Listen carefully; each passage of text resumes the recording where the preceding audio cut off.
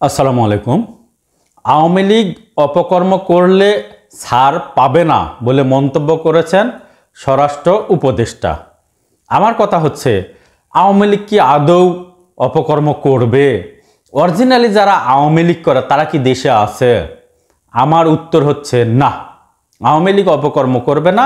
Originally যারা আওয়ামী লীগ করে তারা দেশে নেই, কিন্তু অপকর্ম হবে। কেন হবে?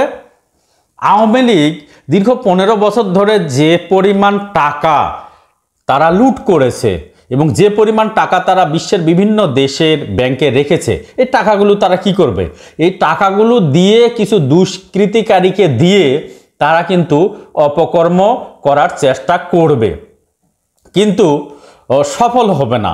এবং অরিজিনালি যারা আওয়ামী লীগ করে তারা কিন্তু দেশে আসবে না এবং তারা অপকর্ম করার সুযোগও পাবে না। আমি এটা কিভাবে বললাম যে যারা অরিজিনাল আওয়ামী লীগ তারা দেশে আসবে না? এর একটা ইতিহাস আছে। কীরকম ইতিহাস আপনারা জানেন যে এই ভারতীয় উপমহাদেশকে ব্রিটিশেরা 1757 সাল থেকে 1947 সাল পর্যন্ত 190 বছর, প্রায় 200 বছর ব্রিটিশেরা শাসনের নামে শোষণ করেছিল। তারা এসেছিল শাসনের নামে শোষণ করে দেশ থেকে লুট করার জন্য। তারা দীর্ঘ 190 বছর লুট করার পর তারা কিন্তু তাদের মাতৃভূমিতে ফিরে গেছে। তারা কিন্তু আর আসেনি, যেহেতু ব্রিটিশেরা 190 বছর শাসনের নামে শোষণ করার পর এই দেশ ছেড়ে যখন পালিয়ে গেল, তারা আর ফিরে আসেনি। আজ পর্যন্ত তাদের আসার আর কিন্তু কোনো রেকর্ড নাই। এরপরে দেখেন 1947 সালে এই দেশ যখন স্বাধীন হলো, তখন এই পূর্ব বাংলা অর্থাৎ পূর্ব বাংলা পাকিস্তানের একটা অংশ হয়ে গেল, নাম হলো পূর্ব পাকিস্তান। পূর্ব পাকিস্তান নামে 24 বছর পশ্চিম পাকিস্তানিরা এই বাংলাদেশকে শাসনের নামে কিন্তু তারা শোষণ করেছিল। তারা এসেছিল এই দেশটাকে লুট করার জন্য এবং শাসনের নামে শোষণ করার জন্য, কিন্তু দীর্ঘ 24 বছর পর সেই পাকিস্তানিরাও কিন্তু বাংলাদেশ ছেড়ে তাদের নিজ মাতৃভূমিতে পালিয়ে গেছে। এখন বলেন, তারা কি ফিরে এসেছে? আসেনি। কিন্তু 1971 সালে পাকিস্তানিরা যখন এই দেশ ছেড়ে পালিয়ে চলে যায়, তখন কিন্তু অনেক মুক্তিযোদ্ধা ভয়ে মুক্তিযোদ্ধা সার্টিফিকেট নেয়নি। তারা হয়তো মনে করেছিল স্বাধীনতা টিকবে কিনা, আবার যদি পাকিস্তানিরা আসে তাহলে যদি আবার এই সার্টিফিকেট দেখে কি না কি করবে। আমি নিজে গল্প শুনছি, অনেক মুক্তিযোদ্ধা যারা সরাসরি মুক্তিযোদ্ধা এবং সঠিক মুক্তিযোদ্ধা, তাদের কোনো কাগজ নাই। কেন নাই? তারা ভয়েই নেয়নি। তারা বুঝতেই পারেনি এই দেশ স্বাধীন হলো মানে পাকিস্তানিরা বিতাড়িত হলো, তারা আর ফিরে আসবে না। তারা এটা বুঝতেই পারেনি, তারা সার্টিফিকেট নেয়নি। অনেক মুক্তিযোদ্ধা আছে, অসংখ্য মুক্তিযোদ্ধা আছে, তারা সার্টিফিকেট বিহীনভাবে আছে। আবার এই যে 24 বছর পর পাকিস্তানিরা যে পালিয়ে গেল, তারা কি আজ পর্যন্ত আসেনি। এরপরে আসেন আওয়ামী লীগের কথা।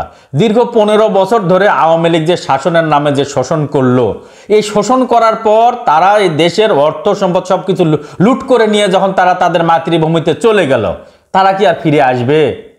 কারণ ব্রিটিশেরা যখন তাদের মাতৃভূমিতে ফিরে গেল, তারা আর ফিরে আসেনি।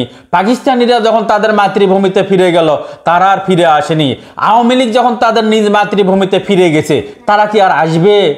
কখনোই আসার সম্ভাবনা নাই।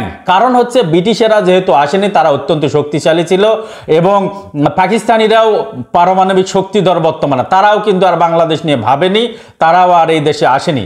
সুতরাং আওয়ামী লীগ যেহেতু এই দেশ ছেড়ে পালিয়ে গেছে, লুটপাট করে যে অর্থ নিয়ে গেছে, তাদেরও আর এই দেশে আসবে না। তারা আসবে না, তারা জানে যে পরিমাণ অন্যায় তারা করছে। ব্রিটিশেরা যেভাবে 150 বছর ধরে দেশের সাধারণ মানুষকে নির্যাতন করেছিল, পাকিস্তানিরা 24 বছর ধরে দেশের সাধারণ মানুষকে নির্যাতন করেছিল, এদেশের অর্থবিত্তকে লুট করে নিয়ে পশ্চিম পাকিস্তানে গিয়েছিল, ঠিক তেমনি আওয়ামী লীগ 15 বছর ধরে দেশকে লুট করে শাসনের নামে শোষণ করে সব অর্থ তারা তাদের মাতৃভূমিতে নিয়ে চলে গেছে। তারা কি আর আসবে ফিরে? কিন্তু তারা আসবে না। তারা তো আসবে না, কিন্তু তারা টাকা দিয়ে, অর্থ দিয়ে এ দেশে কিন্তু একটা অস্থিতিশীল পরিস্থিতি সৃষ্টি করবে, এটা কিন্তু শিওর। এই জন্য স্বরাষ্ট্র উপদেষ্টা বারবার বলছে যে 5 তারিখে যে প্রোগ্রাম আছে, এই 5 তারিখে নিয়ে স্বরাষ্ট্র উপদেষ্টা কিন্তু বারবার বলছে যে আওয়ামী লীগ অপকর্ম করলে ছাড় পাবে না। অপকর্ম কিন্তু আওয়ামী লীগ করবে না, এটা শিওর, কিন্তু আওয়ামী লীগ করাবে। তারা যে বিলিয়ন বিলিয়ন ডলার তাদের মাতৃভূমিতে নিয়ে গেছে, এগুলা শুধু বসে বসে খাবে না, তারা অপকর্ম করাবে। 5 তারিখে হোক, 6 তারিখে হোক, 7 তারিখে হোক, 8 তারিখে হোক, তারা কিন্তু অপকর্ম করাবে। এই বিষয়ে সজাগ দৃষ্টি রাখতে হবে, শুধু অন্তর্বর্তী সরকারকে না, বিভিন্ন রাজনৈতিক দলকে বিষয়ে সতর্ক দৃষ্টি রাখতে হবে এবং প্রস্তুতি নিয়ে রাখতে হবে।